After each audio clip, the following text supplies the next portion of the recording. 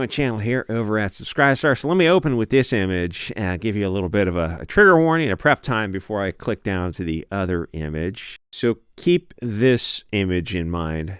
Yes, it's horrific as we go through this this video. This is the chick who's criticizing Sydney Sweeney.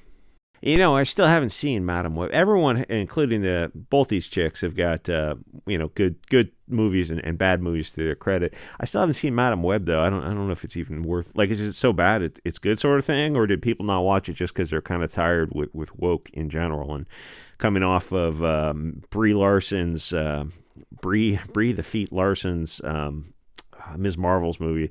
Shocking, it lost money. So Bolsheviks. Oh, so veteran producer Carol Baum slams Sydney Sweeney's looks and talent, being hailed as the woke culture killer. So the thing is, this has there's like layers to this. This is Bolsheviks hating beauty, order, history.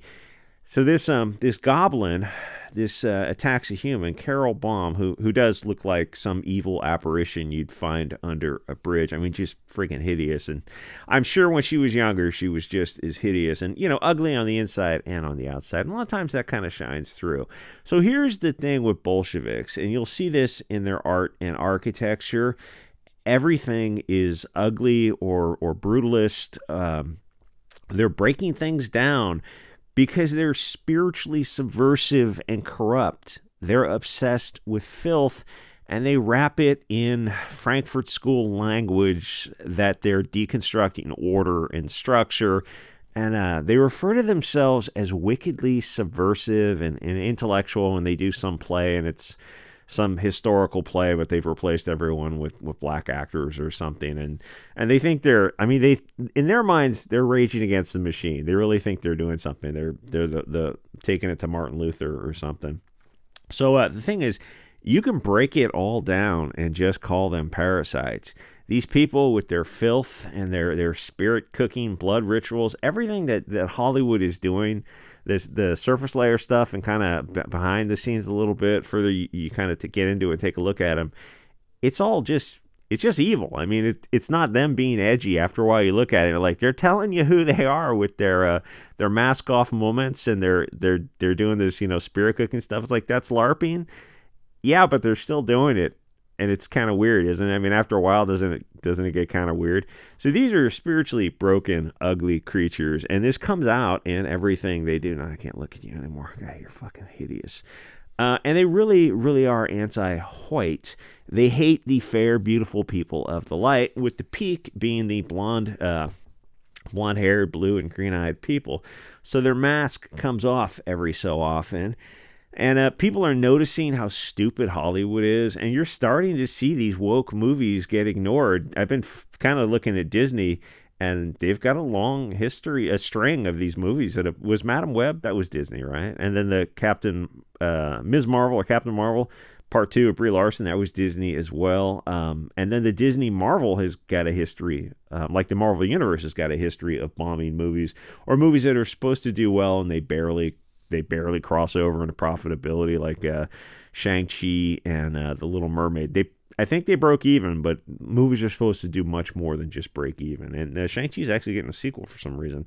The thing is, people are done with race swapping and making everything gay. All that is of the left-hand path, because beauty and purity is the original. Actually, there's more to say about the sinister connection to the sodomy push. I don't know how to say this on YouTube. It's the left-hand path because it's not life. It's not life-affirming. It's, use your imagination here, casting seed in not fertile soil, where the right-hand path is man and woman, the holy trinity of making a little baby. 3 is a magic number from Bob Duro.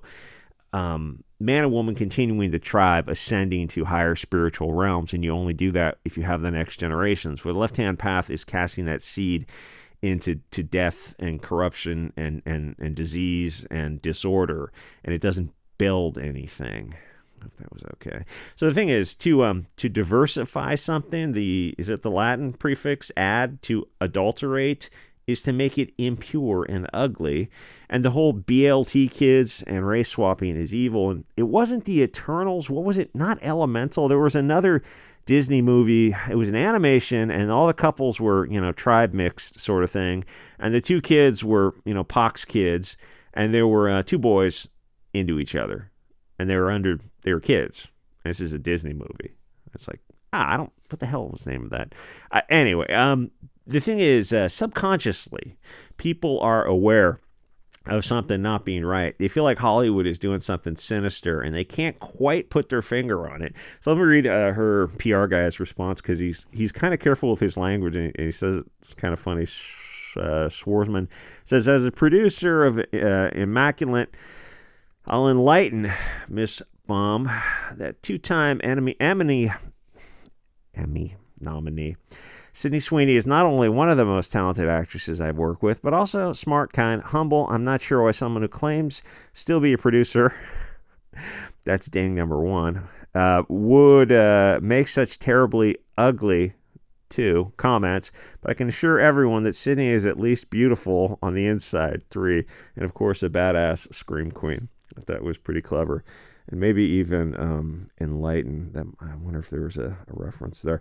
There's the thing is, this is where we come in. It's okay to value beauty for its own sake, beauty, order, structure.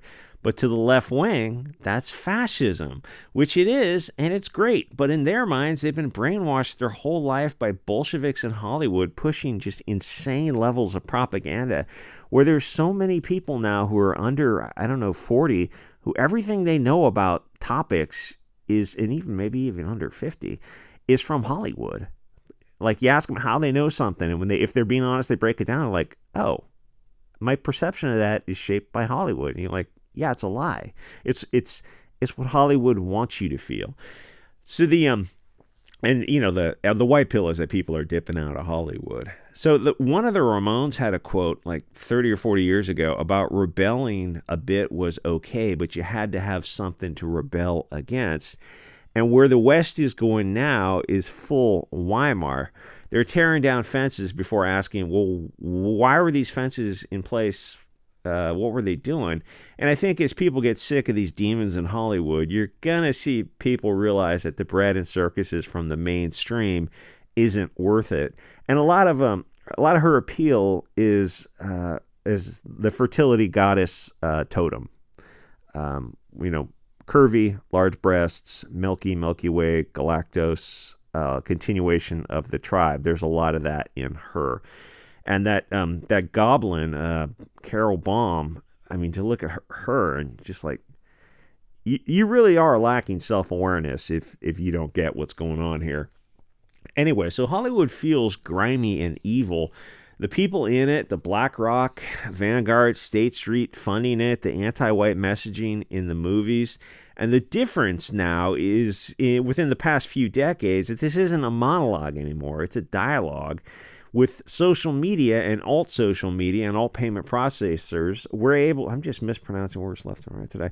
We're able to set up, do things like this. And the YouTube stuff isn't so important, but the BitChute, the Odyssey, the GTV, the other type of platforms, and then SubScribeStar to that funds the hardware. It's like we're able to do this stuff and be our own media. And it's like, yeah, one video gets 100 to 1,000 views on Odyssey. It's nothing, but there's thousands of those kind of videos on the various platforms, and we're able to take, there's only 24 hours in a day. That's the magic part. And the mainstream everything pop culture is aware of that. And every time you have someone, even a milquetoast YouTube, and those channels are cool, like a Flash or a Nerdrotic type of channel, where they're pushing the window a little bit to the right, and the mainstream absolutely hates that. And got that interview with that NPR lady, talking about, the First Amendment's really getting in the way of us controlling the narrative. Absolutely friggin' bizarre. But the thing is, every minute you're watching like an Odyssey stream or some other stream is a minute that the mainstream is not able to brainwash you.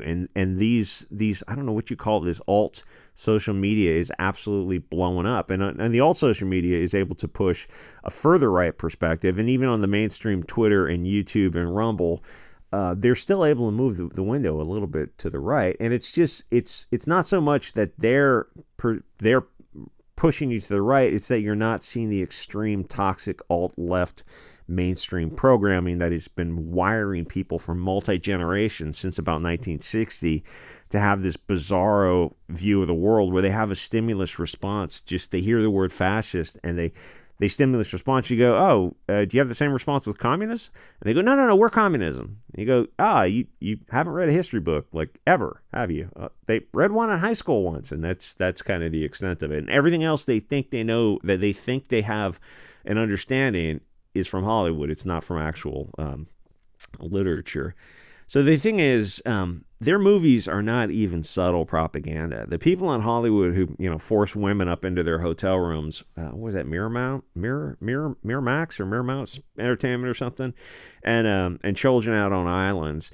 Whatever they end up touching is going to be evil, and every so often you get a mask off moment with one of these goblins who tells you she doesn't understand the appeal, and she got Carol Baum got I don't know, like a Razzie for one of her movies because it was so bad.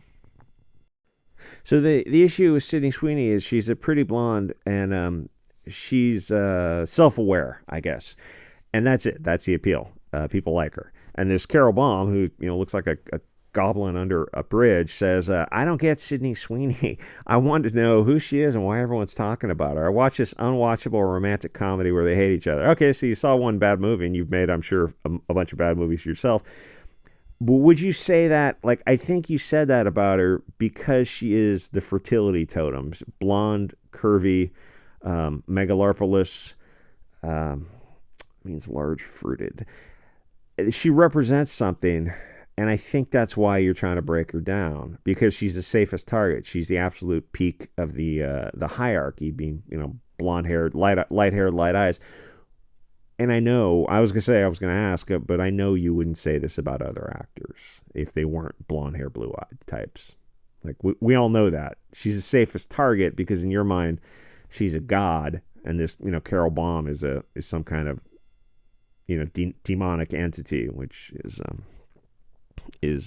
pretty much the exact opposite of the goddess right-hand path, and this is the left-hand path of just filth, decay, corruption, and dark hair, dark eyes. The contrast, the juxtaposition is right out there for you. Anyway, like, comment, subscribe. Join the SubScribe Star if you want to support the channel. There's other things over there, and I will see you guys all next episode.